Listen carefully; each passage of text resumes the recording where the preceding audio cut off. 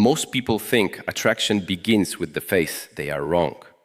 Attraction begins with the mind no one can control. You can look beautiful and still feel weak. You can dress perfectly and still carry desperate energy. You can speak confidently and still be secretly begging for approval. And people feel it.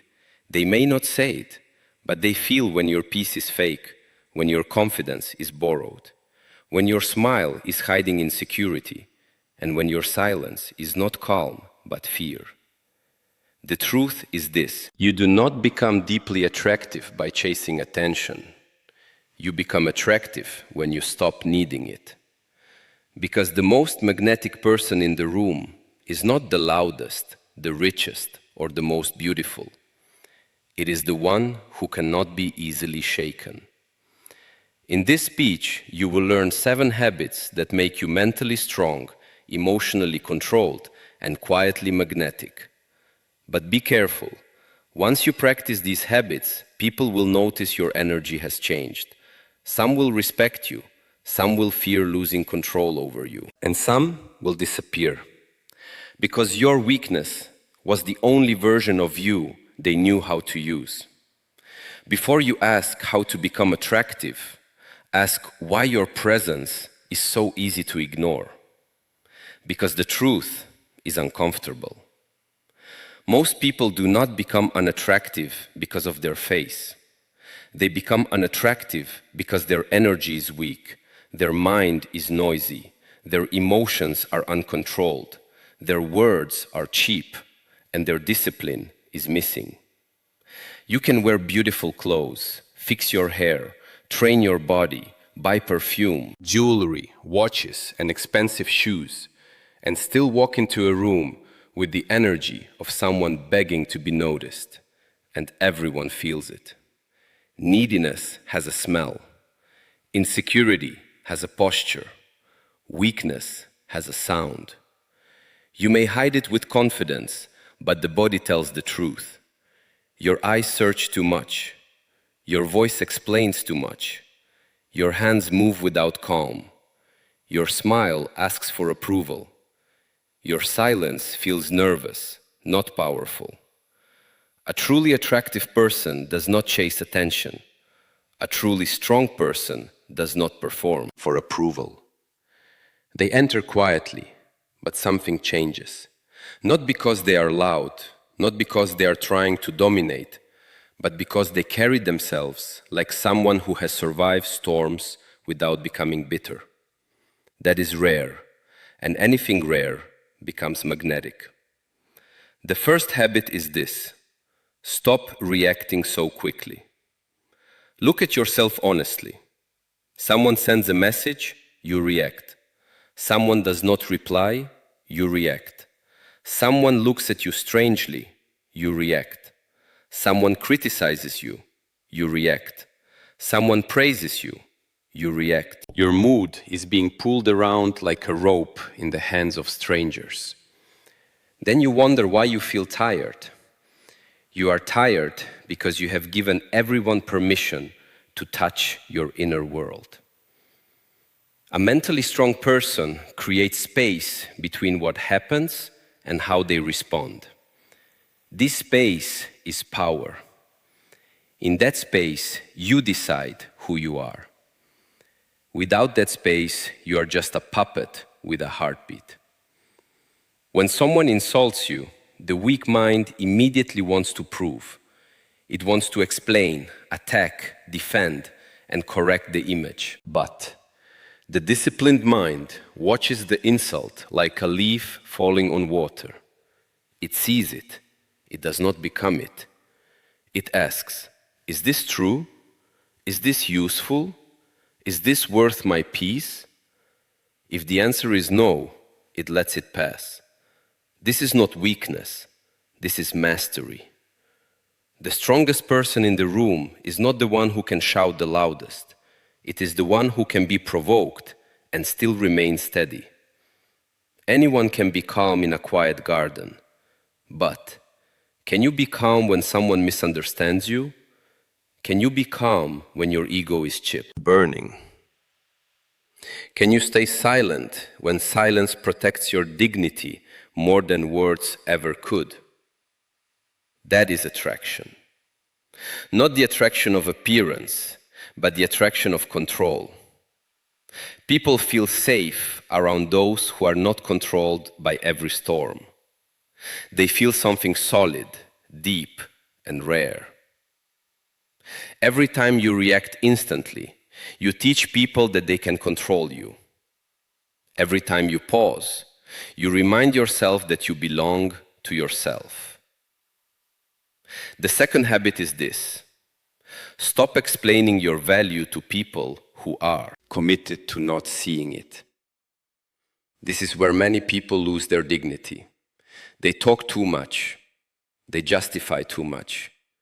They try to convince people who have already decided not to understand them. They write long messages. They repeat their intentions. They beg for fairness. They say, "Please understand me," to people who benefit from misunderstanding them. Listen carefully. When you keep explaining yourself to someone determined to reduce you, you are not proving your worth. You are lowering your price. A diamond does not argue with the person who calls it a stone. A mountain does not kneel because a blind man cannot see its height.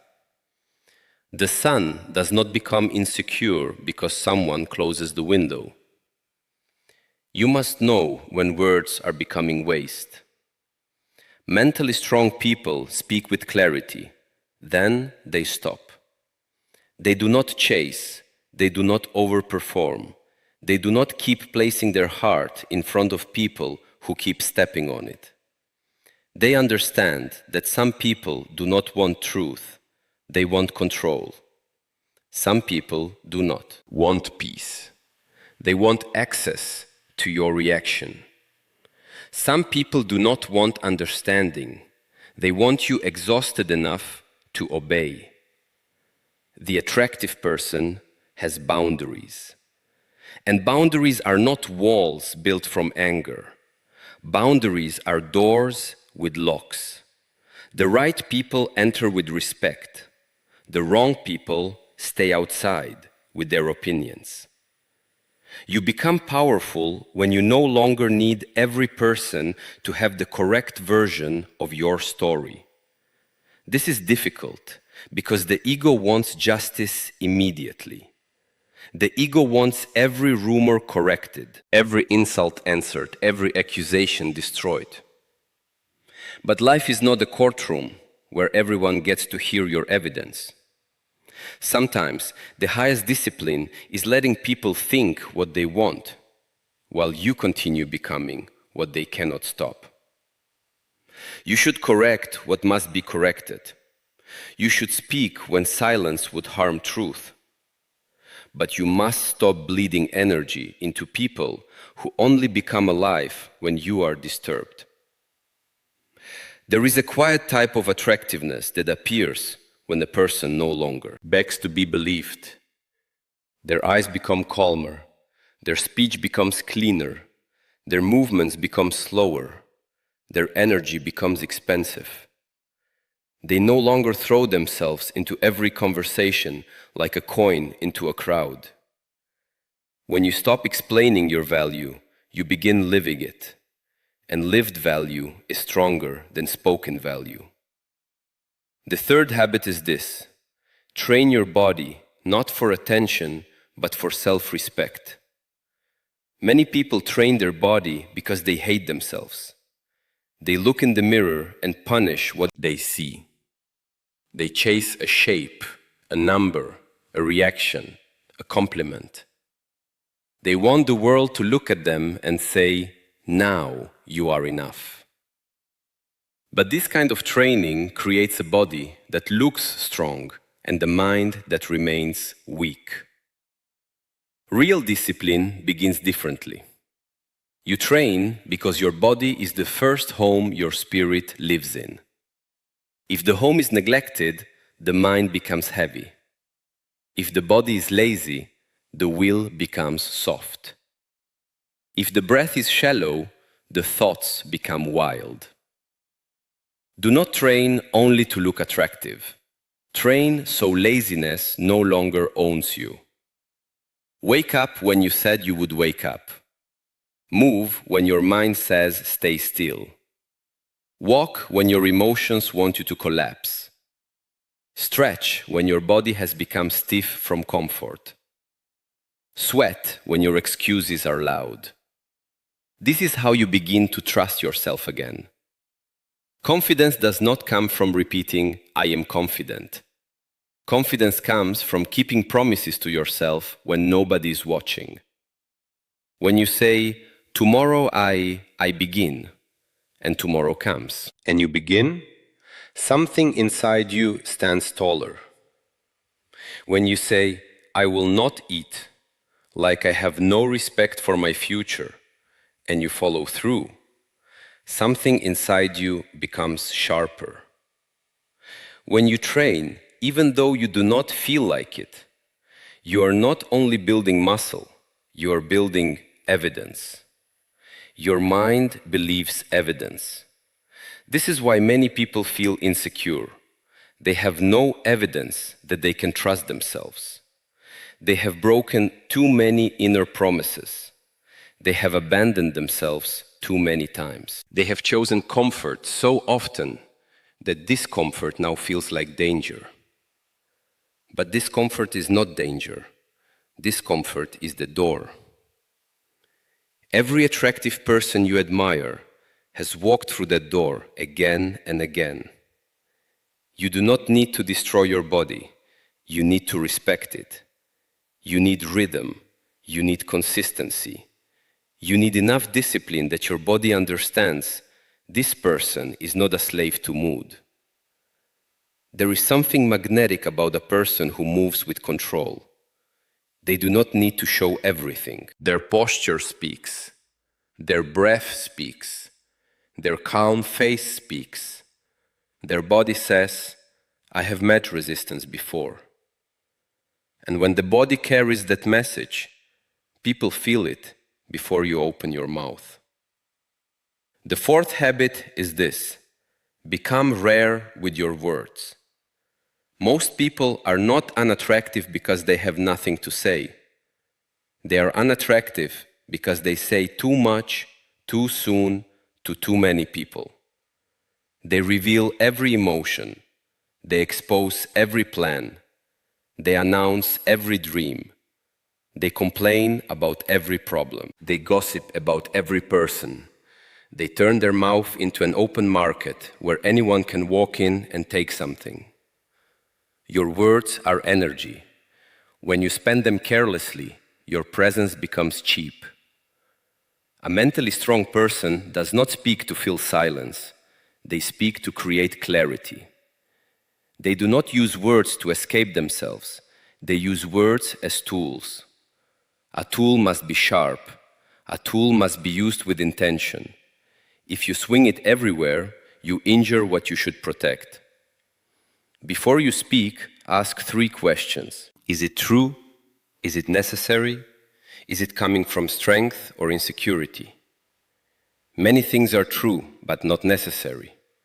Many things are necessary, but said from weakness. Many things are said only because the ego wants to be seen as clever, right, superior, wounded, special, or innocent. Watch your conversations for one day. You will see how much of your speech is used to protect an image. You explain to look good. You joke to hide pain. You gossip to feel included. You complain to receive sympathy. You exaggerate to feel important. You interrupt because you fear being invisible. This is not freedom. This is slavery wearing the mask of personality. The attractive person listens differently. Their silence is not empty. Their silence has weight. When they listen, they are present. They are not waiting only for their turn to speak. They are not searching for a way to make the conversation about themselves. They are actually there. And because this is rare, people feel seen around them. But understand this clearly. Being a good listener does not mean becoming a dustbin for everyone's emotional garbage. Some people do not want connection. They want drainage. They will pour their chaos into you and call it friendship. They will mistake your patience for permission.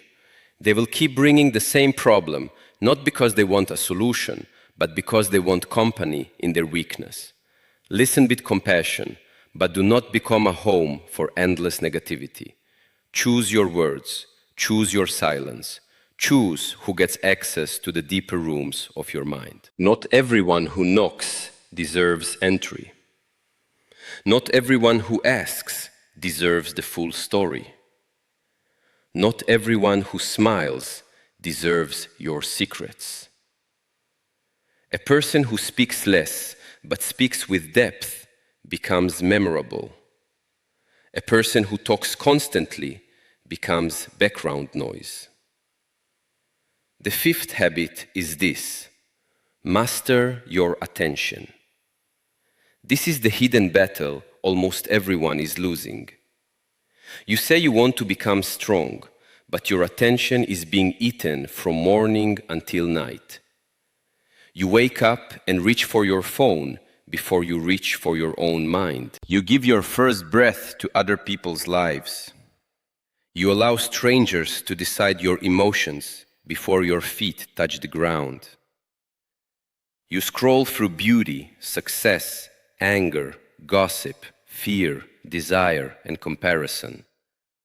And then you wonder why your mind feels polluted. What you look at every day becomes the shape of your inner world. If you feed your mind with distraction, you will not have focus.